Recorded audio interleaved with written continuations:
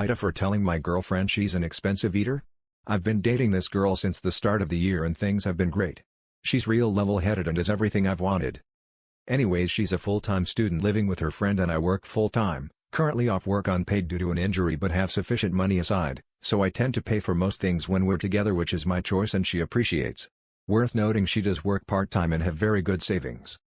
Anyways, when it comes to food it's always been a bit tough. She's got dietary requirements which have been easy to manage, but she's a super fussy eater, sometimes takes 20 to 30 minutes of scrolling through food apps before she decides if we're having takeout, and seems to have a super fast metabolism, so tends to want to eat more often than me. Those two things are nearly a constant battle every day we're together. We'll have a full lunch at 12, then she'll want a decent sometimes full meal at 3 to 4, then she'll want dinner a couple hours later and snacks too, which can get straining on my back pocket, especially if we've gone out for food. I've started putting my foot down a bit more about it recently by telling her to either wait or asking her to pay. But yesterday I think I may have been an asshole about things, so we went out for lunch at 11:30 with family and spent $50 on food between us. Then at 2 p.m. she was hungry again and wanted to go out and get something.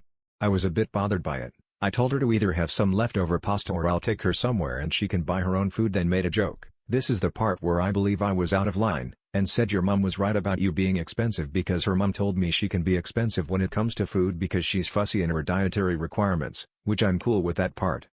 She didn't seem to get visually upset about it, but she did go a little quiet and didn't bring it up again. We've been on great terms since, so mustn't have bothered her too much, but I do feel like I didn't think before I spoke. When she's at home she tends to not eat much or eats pretty basic. For example, we'll live off ramen, toast and small/cheap meals, and often skips meals. So I think I've got a bit of a bitter taste in my mouth that she's taking advantage of my generosity in a sense. Ida,